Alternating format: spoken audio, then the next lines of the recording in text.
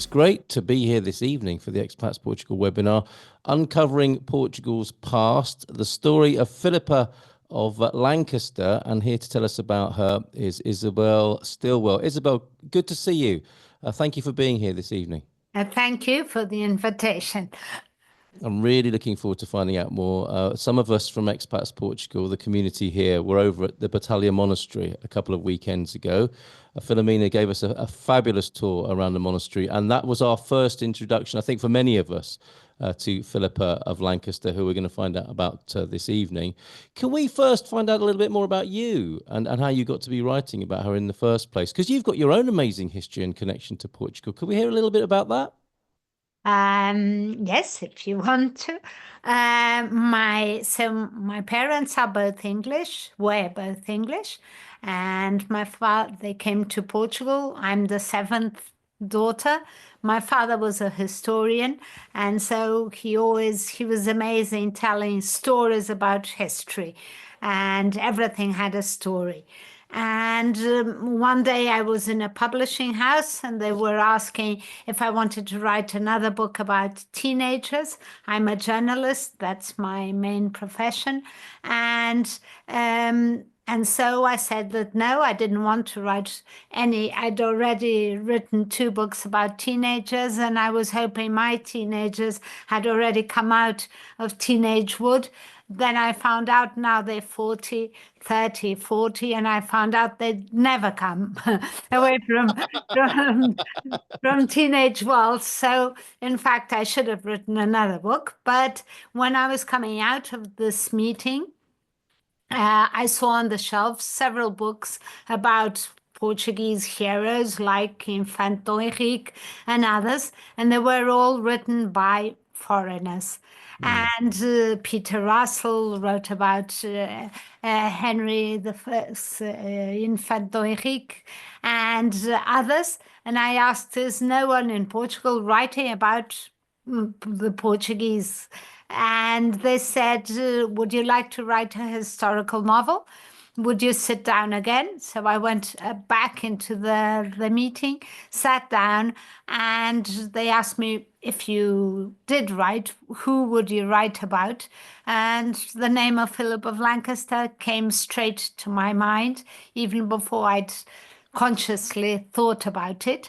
And because even though my father had always talked a lot about Philippa, because she's the only English princess who ever became Queen of Portugal, I suddenly thought I'd never really read anything about her, and I didn't really know much about her. So I said I would, and so I would try, and if it was good enough, they'd publish. I was working in a daily newspaper with 3 children. I was really busy, and that night I went to have dinner with my mother. And my mother was already in her 70s, and I continued to be a teenager in front of her. So she asked me what I'd done that day, and I said, look, I've had this meeting, and I'm thinking of writing about Philip of Lancaster. And then my brother came in. My eldest brother is a priest, a Catholic priest, and for my mother, the Pope in Rome was first my brother at home and then the Pope in Rome. So she told my brother, your sister thinks she's going to write a historical novel. And as anybody who's been a teenager all his or her life will know, that is sufficient to make you decide that, yes, you're going to do it. Do it, yes, absolutely brilliant. Oh, that's such a lovely insight into your family dynamics. And we've started this evening, haven't we, with some parenting tips as well. So thank you. Added value before we've even begun this evening there. That's wonderful as the background. And you've got some feedback already. Thank you, Diana, for being here, who says, even though I have no head for history, I adore historical novels. Just finished Philippa of Lancaster last night. It was Ah, It was so good. I couldn't stop telling my family all about it. That's Diana. Thanks, Diana, thank you, for being here. Diana. And Denise is saying, really looking forward to hearing this story. Not very familiar with Philippa of Lancaster.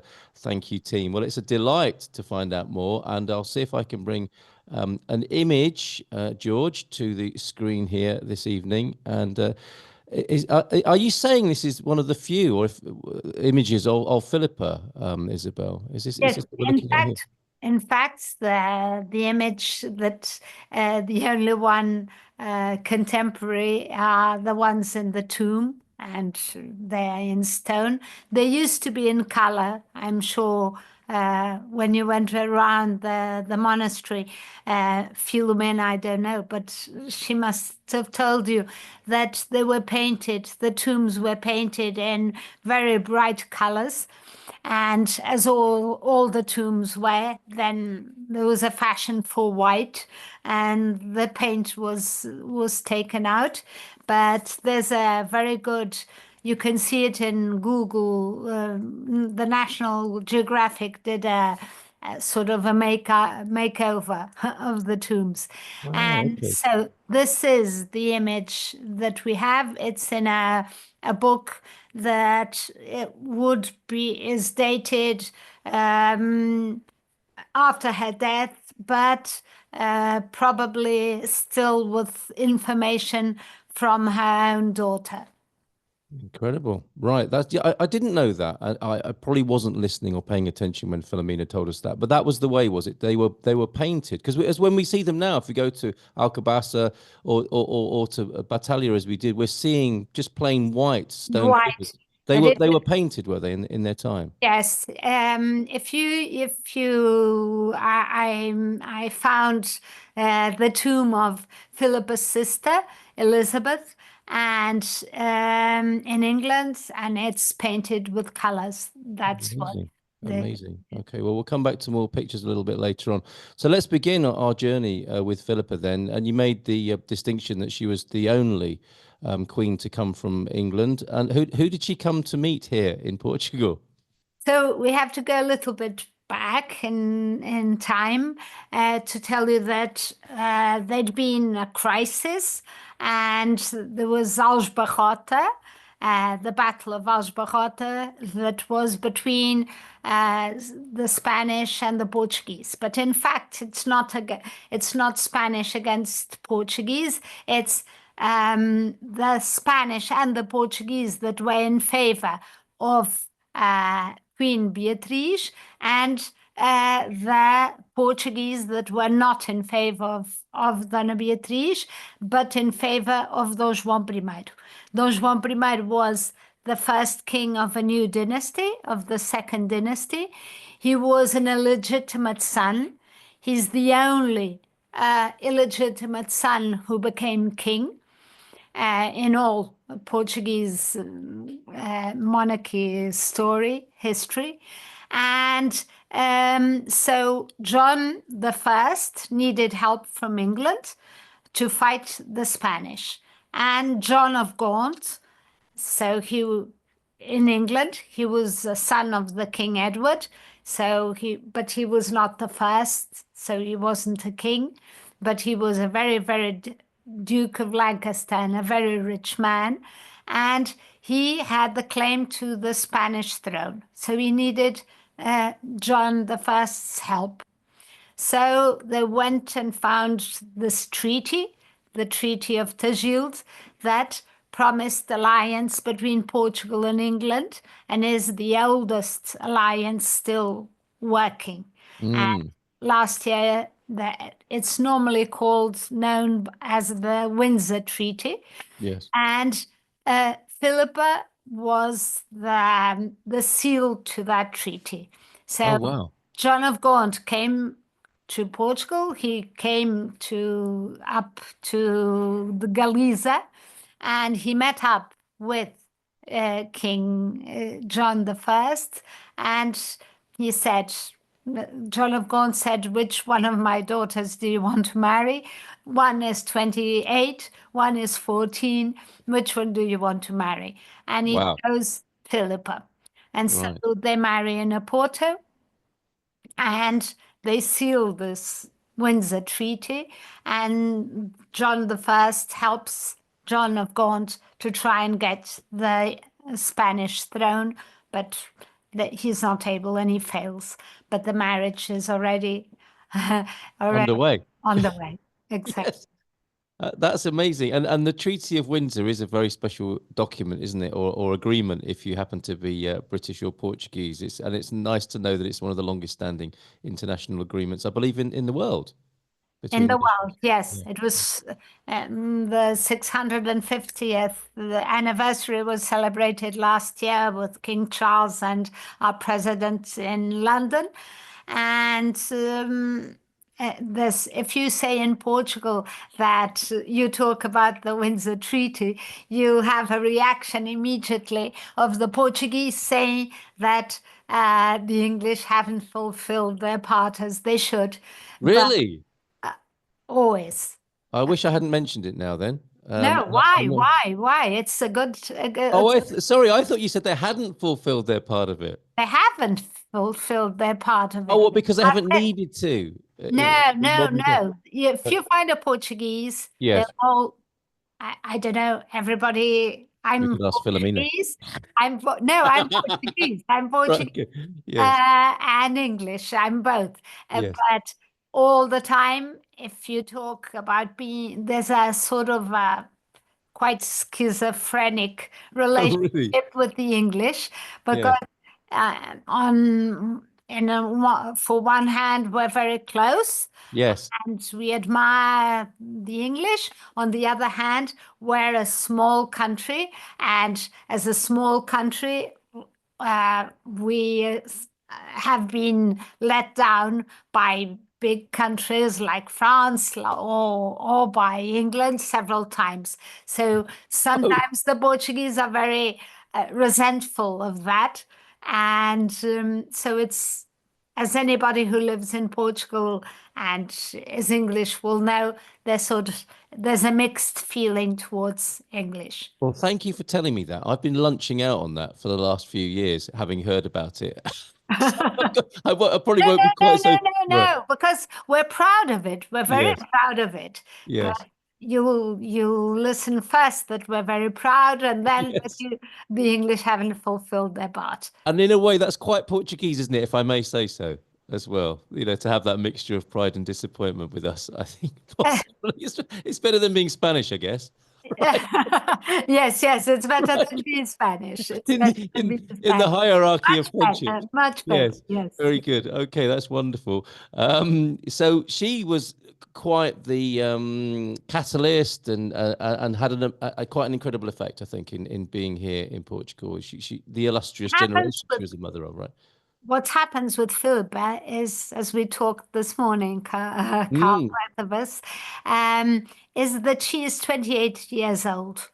And she would be considered by at that time a spinster or a woman that might not be fertile or breed children. And that was the main objective of being wow. a queen. At 28, we're talking about, aren't we? 28 years of age. That's how Yes, she would have been viewed. 27, Yeah. 28, then, Yes. and she, so, but this is an enormous advantage because she was able to um, get an education, as we would say today. She was able to, her father's court, John of Gaunt is called the last knight of the Middle Ages. He was a Right. brilliant man, very strong, very rich. He'd married the Duchess of Lancaster, and he's the red rose. The people that see the Tudor, see the War of the Roses. So the Lancasters are the red rose, and the Yorks the white rose.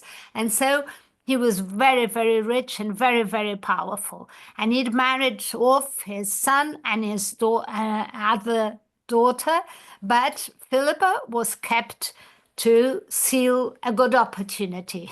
So Wow. she was kept as a sort of a guarantee that maybe he would still need her. And so he does that when he needs a pawn. Yes. Aces Or up the wands. ace up his sleeve. Yeah, Yes. as Wow. ace up his sleeve. Yeah. And so he uses the ace, and because she was in this court, very, very, we're talking about very Chaucer. This is the time of Chaucer, time of lots of writers, of scientists, of astronomers. So she has had a very good educational background, and this will impact the way she will bring up her children. So they will have lots of children. Their marriage will be a happy one. And we know, well, when we are writing a historical novel, we're able to join pieces even and fill the gaps. And from my point of view, it was a very happy marriage. First, we don't know any infidelities or any illegitimate sons. The king didn't have them after the marriage. He had 2 children before the marriage, and but he didn't have any illegitimate children after the marriage. And the other thing is that Philippa had all these children and she had lots of boys. So she started by having 4 boys in a row. And that was another ace. Yes. Fantastic, because that was the important thing. But then she had a girl, and then she continued on having children. And what happens when you look back in history, you see that lots of couples will have, royal couples will have 2, 3 children, and then they will stop there. And especially if they're boys. And I think they went on being with each other, so sharing a bed, and until she has her last son when she's already 42. So that's, for me, is a sign that they had a happy marriage. Yes. I think we can agree on that. The signs are there, aren't they? And to have so many children, how many in total? 8. 8. Okay. So perhaps you can tell us about some of those, because they are known as the illustrious generation. It's the great gift, isn't it, from Philippa to come into the Portuguese bloodline like that. I'm milking it a bit on the English. She was a snob. Oh. Okay. She was very proud of her Plantagenet line, and she Right. had reasons to be. And she was marrying an illegitimate child, so the first one of a new dynasty. So she was quite sure of herself and sure of what she wanted. And so I think I'm saying a snob in the sense that even her children, she passed it down to her children. Yes. When her children wanted to be armed as knights, that was something that happened. Don Juan, who had been at war for 30 years with the Spanish, said, let's do something inside Portugal. Let's do a tournament with all the best Europeans knights, but let's not conquer anything, because we can't go into Spain. We just finished the war with Spain. Where can we go? But to do this here. And the boys, the eldest boys, say, no, we have to be knighted in a field of battle, like our Plantagenet ancestors. And she says, I agree with you. And why don't we go into Africa? And that's when Portugal goes. Well, they'd already been. We'd traveled abroad, and but so they decide in secret that they're going to invade Ceuta. Ceuta in front of Tangier, Ceuta. Wow. And they plan it in secret, and they keep the secret for a long time. And that's how they conquer their swords. So that's why I'm saying that she instilled in them this sort of pride that was a medieval pride, but she installed it in them. They have a good, I think people will find that interesting. They agreed between them that they'd choose the name of their children. She'd choose start if they had a girl, it would be Philippa, naming the child, and then John after that.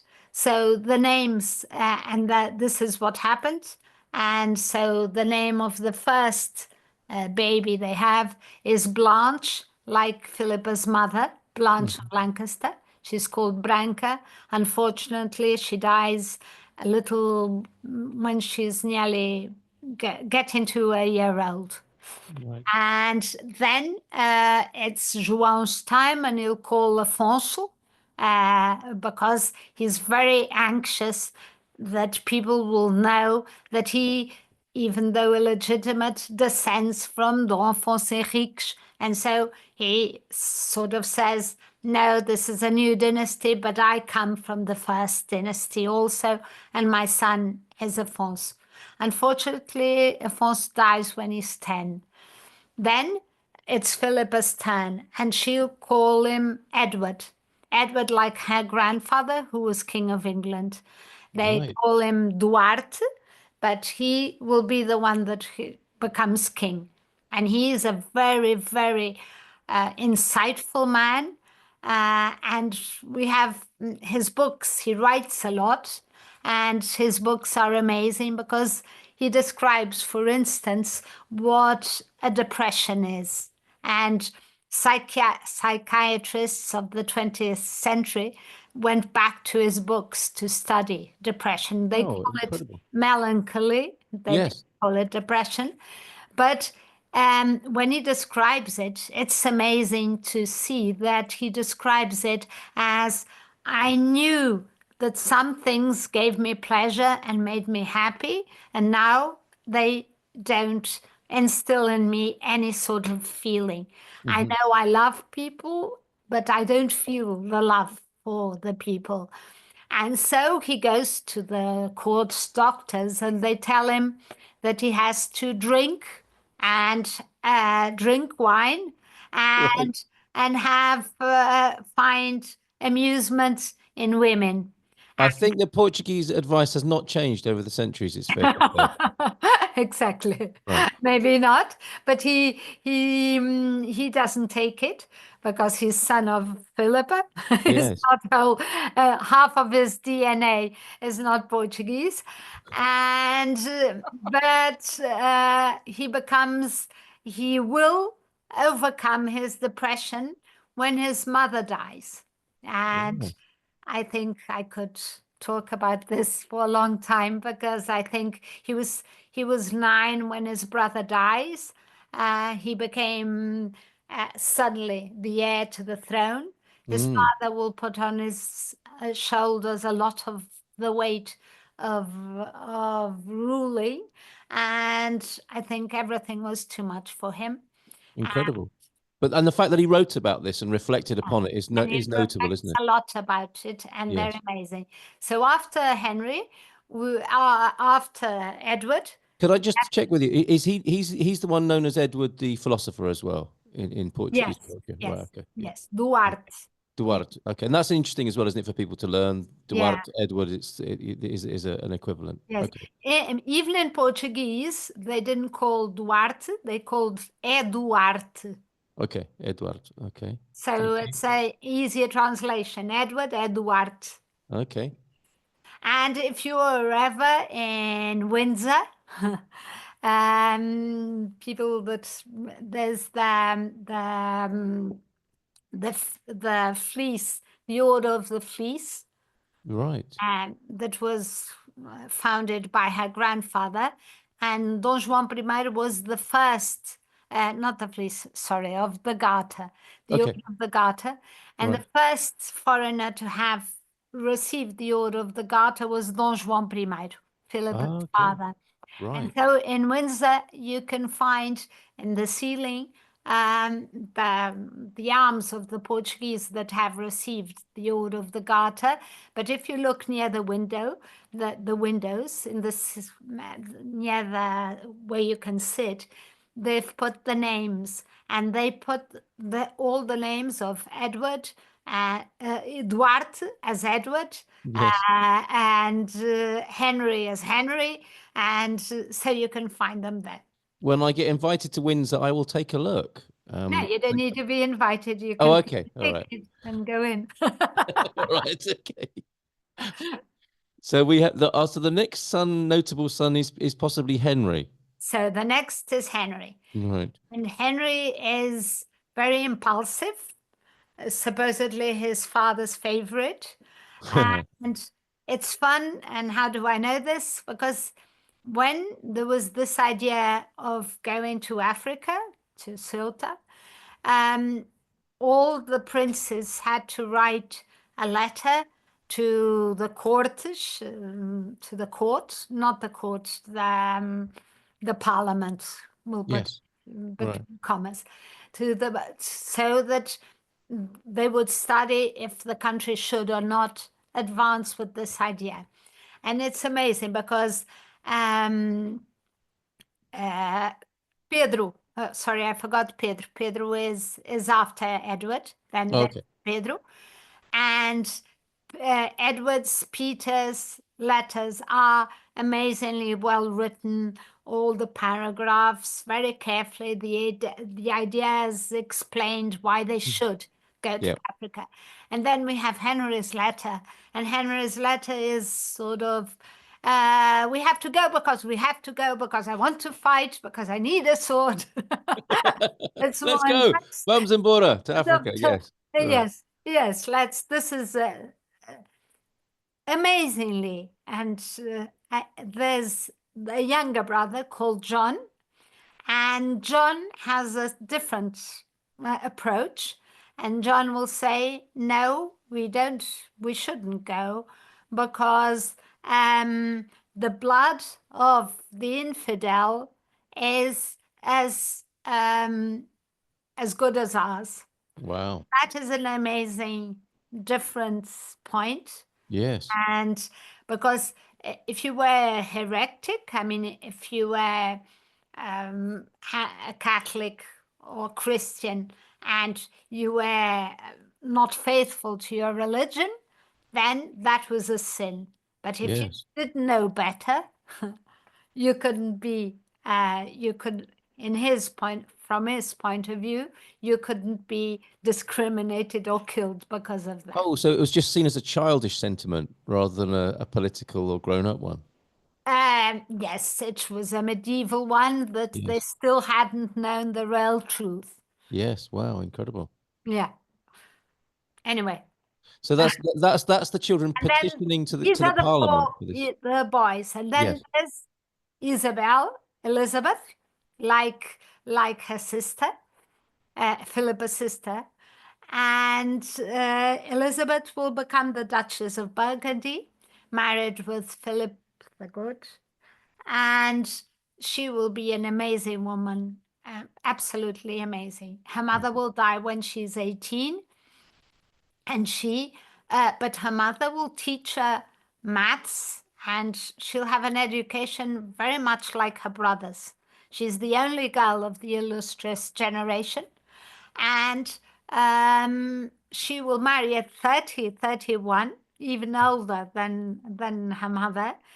And in fact, she has been Queen of Portugal since her mother died, because her father didn't remarry and her brothers went married. So she's the only woman at court. Right. So when she goes to Burgundy, she will be very lucky. Her husband is rarely unfaithful and has always been, has lots of sons and daughters, lots of children, but all illegitimate, and wants a legitimate son. And she will give him that, but she will also give him something that he rarely likes, that she will take the responsibility and of the political side, and she will be his she will govern, in fact. Wow.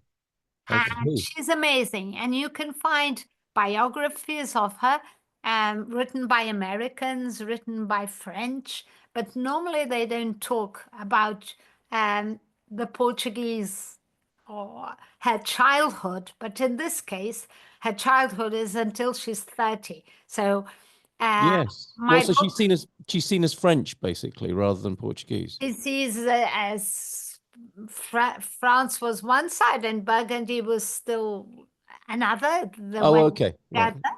Yes. But she's seen as a very powerful woman, but as a European, North European woman. Okay. And her story is amazing, and Yes. it's also in English. It's also translated. Wonderful. So these are the illustrious generation, the children of Philippa of Lancaster. When were they called that? That must be a historical reference from sometime thereafter. Camões, Camões. Oh, Luís really? Okay. Camões. Okay. Calls it in the Lusíadas. Right. That's where they're That's what the name comes. Yeah, they're identified and celebrated in Camões, in the work of yeah. Camões. Wow, incredible. Very good. Okay. So can we see, well, 2 weeks ago, we saw, and I can bring a picture onto the screen, the tomb, I believe, of the pair of them there that you spoke of. That's and I'm delighted to say that my street is Rua Dom João I. So it's named after the gentleman on the right there. And there they are. And they, as you said before, they would have been painted, and that's the tombs in Batalha there. Where else do we see the evidence of Philippa of Lancaster around Portugal? You can see it. They both lived in Castelo de São Jorge in Lisbon, and it's called St. George because Dom João I called it. It wasn't, he gave the name. St. George was a patron of the English that helped conquer Lisbon, and it was also a patron of Dom João. And so Castelo de São Jorge is a beautiful site, and if you haven't been, you should. And Ponte de Moro up near Galiza in the north of Portugal is a beautiful region, and there's this little bridge where Dom João I and John of Gaunt got together. You have the picture there of Jane of Warven. It's they're both sitting at a table. It's What I'd like to do, if I may, we'll have a slideshow after. We'll yeah. conclude our main And recording here so because we'll have questions as well. Then else Óbidos. Oh, really? Yeah, because Óbidos was the pocket money of the queens. All the kings since Dom Dinis gave the village of Óbidos to the queen as a marriage gift. So Óbidos also. Which queen was it? Because I'm told, as I recall, the aqueduct into Óbidos, the into the village there was ordered by one of the queens who said, we need one of those aqueducts, and so it was duly built. But okay, we'll put that question out there, and maybe we'll come back to that a little bit later. But it's we'll see her mark there, will we, as well? The time she spent at that castle. And then you can, where else? Sintra. The place where you'll feel Philippa is Sintra. Yes. It's from her time and Don Juan the First's time, the two iconic towers, chimneys. Yes. And if you look at them, they look like the hats, henim hats, the women in the 14th century had. Those two chimneys, my father used to say that he was able to throw an apple from one up one and then down the other. We never saw it, but he always told us Yes. that. Right. And we're very lucky because Eduardo, so Edward Duarte, wrote in his books, told us exactly how the palace was at the time they lived there. So wonderful. when you visit it, you can feel that, and they can tell you, and in the different rooms, they can tell you what happened there in Philippa's and Don Juan's time. There's a room that has magpies in the ceiling. Whoever has visited has already seen it. And the magpies say, por bem, for good reason. And the legend says that Philippa caught Don Juan I kissing one of her dames, one of her companions, lady companions, and one of her ladies, and that the king then said, it's all lie. And when all the magpies of the court started saying that he'd been unfaithful and kissed this lady, he painted the ceiling. In fact, por bem, for good, is his motto. And then the first room you'll go in when you get into the palace is the Sala dos Cisnes, the swans. And it was supposedly also, but that has a historical background to it, painted when Philippa's and João's only daughter left for Burgundy. They painted the swans, the purity of the swans in the ceiling.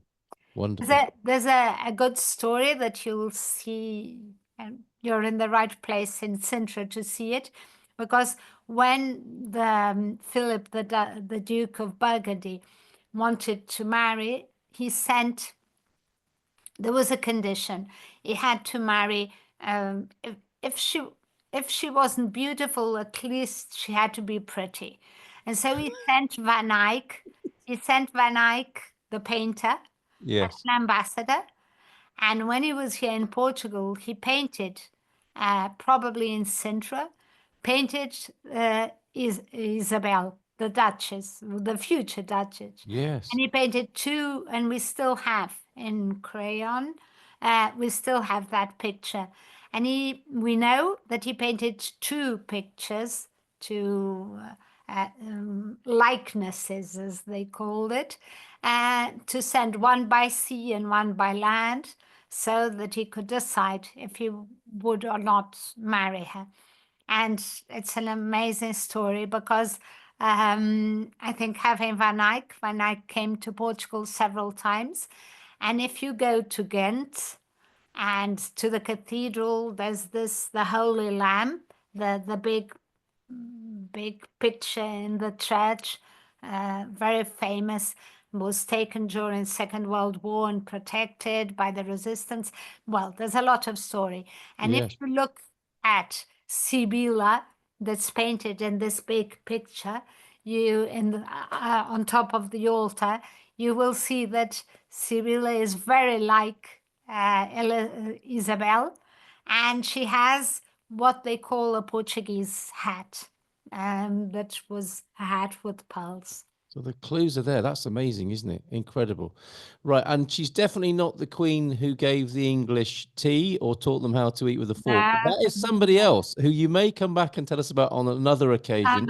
Is there anything else we should know about Philippa of Lancaster before we pause and have a bit more of a slideshow with the premium members here and the people who've expressly desired to be here this evening to talk with you, Isabel?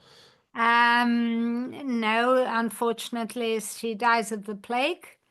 As her mother had died, but her children are leaving for Ceuta, as they had all plans, and she tells them that they should go on with the expedition, and they do, and they conquer Ceuta. Incredible. A sense of duty there, I guess synonymous possibly with British. She has an enormous sense of duty. Yes. Enormous faith. Yeah. Incredible. What a lovely note to end on and remember her by. Faith and duty there. Isabel, thank you so much for speaking with us this evening. Don't go anywhere because we're going to have a members Q&A and a little bit more of a slideshow now, but thank you very much. I'll pause the recording there.